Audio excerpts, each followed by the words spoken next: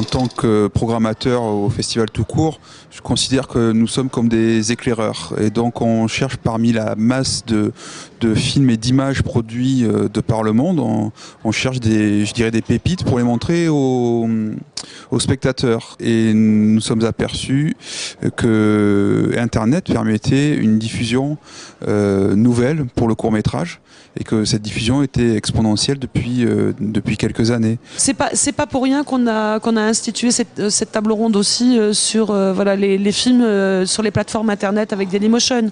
C'est qu'il y a aussi il y a une mine d'or aussi là-dedans. Tu peux aller trouver des films venus des quatre coins du monde, alors avec des choses intéressantes, des choses complètement loufoques, des choses complètement improbables, mais à partir du moment où c'est un espace de liberté, ça amène forcément encore quelque chose de nouveau, un autre regard.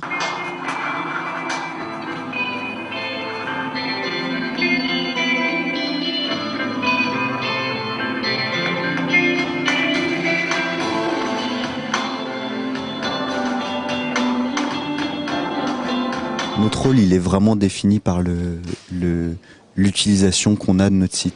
Et donc effectivement, on s'est rendu compte qu'il y avait beaucoup de réalisateurs qui utilisaient notre site pour diffuser leur court-métrage. Et par rapport à ça, on se pose un certain nombre de questions. Qu'est-ce qu'on peut faire pour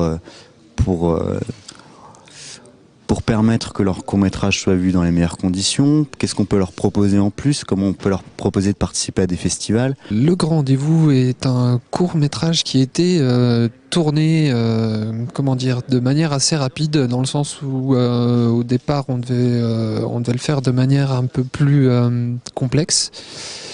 Le problème, c'est que les choses étaient un peu trop chères, donc du coup on a décidé de tourner ça assez rapidement avec les moyens du bord. Donc un éclairage très simple, un caméscope numérique et 2 personnes. Donc du coup je me suis même collé au rôle.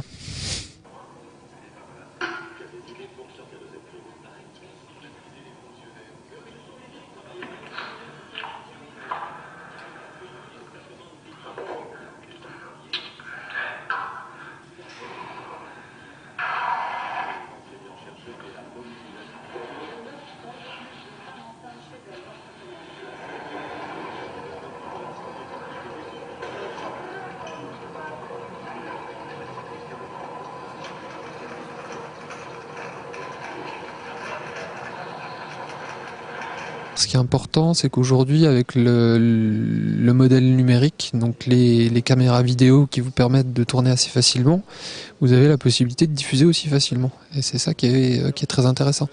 Donc effectivement, quand vous avez un film qui a un budget très important, vous cherchez forcément beaucoup plus à le vendre, parce qu'il faut rentrer dans vos sous, ce qui est assez logique. Quand on fait un film avec pas grand-chose, je pense qu'on perd beaucoup plus de temps à essayer de le vendre que de commencer à le mettre en ligne pour finalement atterrir comme aujourd'hui dans un festival. Le court-métrage a déjà du mal à se diffuser dans les salles de cinéma avant les longs-métrages, on en voit déjà plus. L'autre diffusion, c'est les émissions spécialisées en deuxième partie de soirée à la télévision, que ce soit sur France 3, Canal+, Arte et puis les chaînes câblées. Et ensuite, il reste les festivals et quelques compilations en DVD. Donc sur Internet, il y a une foison de films de format court pour englober tous les genres. Et donc pour se questionner sur l'avenir de cette diffusion, savoir si elle va prendre le pas sur les autres et si elle peut être rentable à un moment donné pour l'économie du court-métrage. Ce que je pense, c'est que effectivement, peut-être qu'aujourd'hui la diffusion sur Internet va modifier cette économie et va la perturber. Après, le financement traditionnel, il existe. Internet ne le remet pas forcément en cause dans la mesure où, comme le disait par exemple la personne de Watt Media, on a la possibilité de ne pas mettre ses courts-métrages en ligne pour rester dans le circuit traditionnel. Il existe un système à 2 vitesses, c'est-à-dire qu'il y a déjà des œuvres qui sont financées par des institutions nationales telles que le CNC ou des institutions régionales et aussi par des diffuseurs. Et ces films-là, qui sont tournés dans des conditions professionnelles ou semi-professionnelles, font forcément l'objet d'une diffusion télévisuelle avant de faire l'objet d'une diffusion sur Internet. Sur Internet, on retrouve les films qui sont diffusés dans un premier temps sur Internet, sont majoritairement des films amateurs et surtout des œuvres qui sont faites par des réalisateurs qui souhaitent montrer leurs compétences, leurs qualités et éventuellement être détectés par des diffuseurs ou des producteurs sur les prochains projets. Le CNC, évidemment,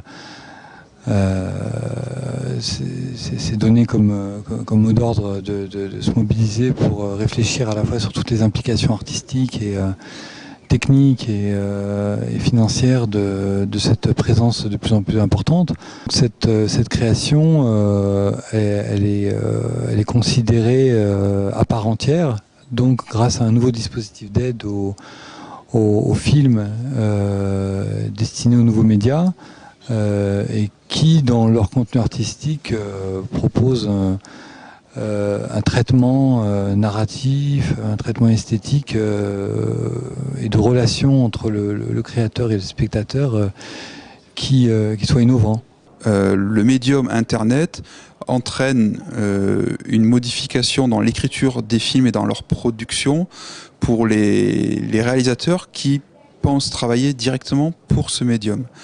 Et donc, ils prennent en compte généralement le fait que la taille de l'image va être petite, qu'il va y avoir une compression. Quand on sait qu'on va travailler pour un cadre réduit, on a tendance à travailler plus près. Donc je pense qu'il y aura les mêmes influences, voire d'autres, pour les gens qui vont produire du film spécialement pour Internet ou pour du téléphone. Voilà, faire un film pour une diffusion sur téléphone, on ne peut pas faire n'importe quoi comme image, ni n'importe quoi comme histoire ou comme durée. Et c'est là où le médium va influencer la production, comme les pellicules plus sensibles en leur temps ont permis de tourner en extérieur dans les années 50, et comme l'apparition de la caméra DV il y a quelques années a permis des films tournés dans des conditions de faible lumière et de toute petite production. Est-ce que la téléphonie mobile offre une nouvelle possibilité de narration au cœur du cinéma? Je sais pas. Alors est-ce qu'on parle de cinéma dans ce cadre-là, si tu veux, particulièrement? Je sais pas. Je crois que de tout temps, de toute façon, déjà que le portable existe, on a déjà tous commencé. C'est comme si on disait, est-ce que le portable révolutionne la conception de la photo? Les trois quarts des gens font des photos avec leur portable maintenant. Donc c'est plus un instantané, c'est plus peut-être quelque chose de moins réfléchi. En tout cas, ça l'était.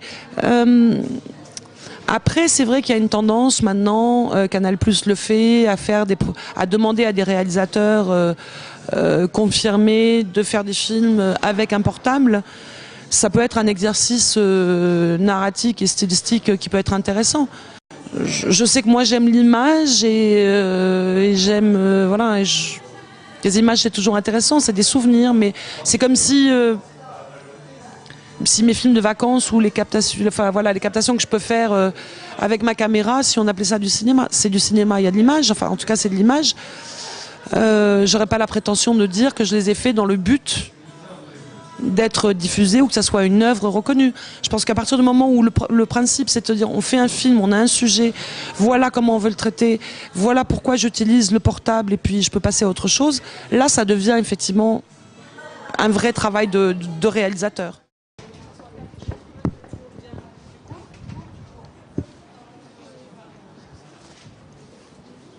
C'est par là.